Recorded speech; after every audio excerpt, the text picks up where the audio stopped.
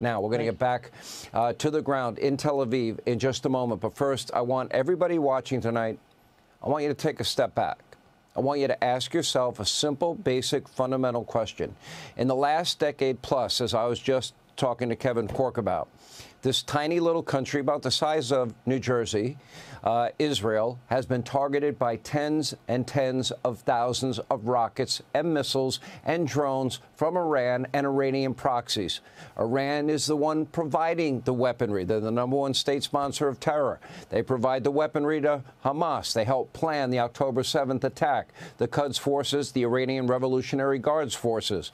They help Hezbollah and Islamic Jihad out of Lebanon in the north, the Houthi rebels, and many others. Ask yourself, as an American, ask yourself a simple question. How many missiles would it take from a foreign country and their proxies that would be fired into the USA, into our country, killing American citizens, terrorizing American citizens, before you would want that country stopped? Would it be one missile? What's your threshold? 2 missiles, 100 missiles, 1,000, 10,000? You know, what would you expect American leaders to do if this country, the #1 state sponsor of terror, was, according to reports, a month to 6 months away from arming themselves with a nuclear weapon, as they have been firing these tens of thousands of missiles throughout the years? And also the country pledging to wipe the U.S. like they have pledged to wipe the U.S. and Israel off the map repeatedly, chanting repeatedly, death to Israel, death to America. Now, I assume 90+% of you would want your government, you would want your country to defeat this clear and present danger. You would like to remove that cancer, that evil that exists in the world. Well, that is the exact real-life scenario that Israel is facing. According to estimates, enrichment levels now inside the Iranian nuclear facilities were at 60%. To get to 90% weapons-grade level, where they could actually produce a weapon, that means their outbreak level, would mean they're about a month away from being armed with a nuclear weapon, according to some reports. I don't know for sure. I can only go by what I read and the people that I talk to, my sources that have access to intelligence that I don't have.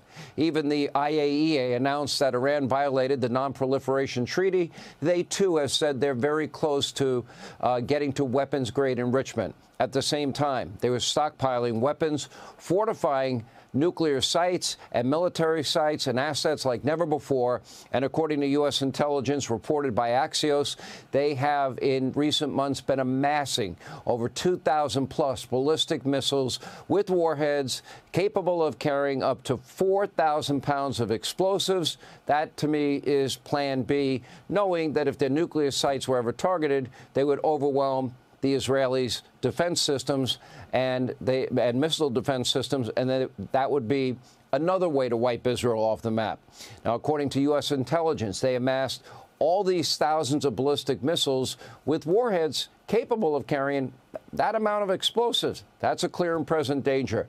And that number was growing with a production, according to Axios yesterday, of 50 new ballistic missiles every month. My sources tell me that number is much higher. Their goal, produce enough missiles to overwhelm the Iron Dome, create a mass casualty event inside Israel, and ultimately Israel's destruction. That is their stated goal. And don't forget, this is the world's #1 state sponsor of terrorism. They fund all of these terror groups. They helped orchestrate the October 7th attacks. They also further, fund Islamic Jihad and the Houthis and militia in Syria and Iraq and other militant groups responsible for attacks also against American soldiers and American civilians. This is a government that despises the modern world. They imprison, they torture women. The subjugation of women is unbelievable.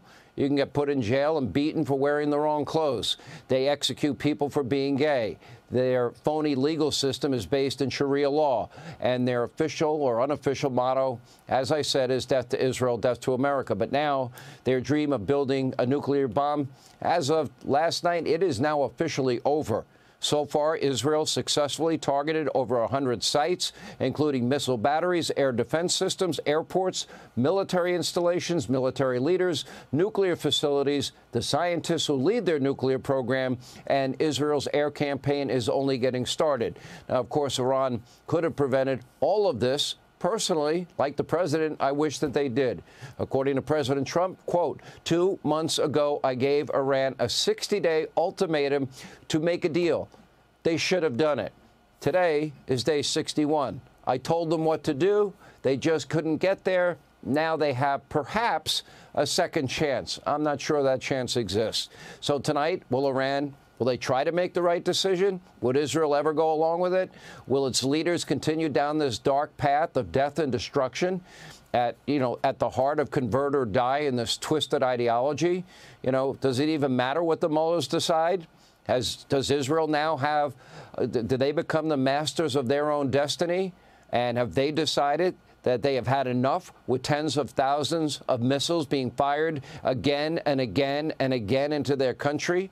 And this campaign is continuing. Hey, Sean Hannity here. Hey, click here to subscribe to Fox News YouTube page and catch our hottest interviews and most compelling analysis. You will not get it anywhere else.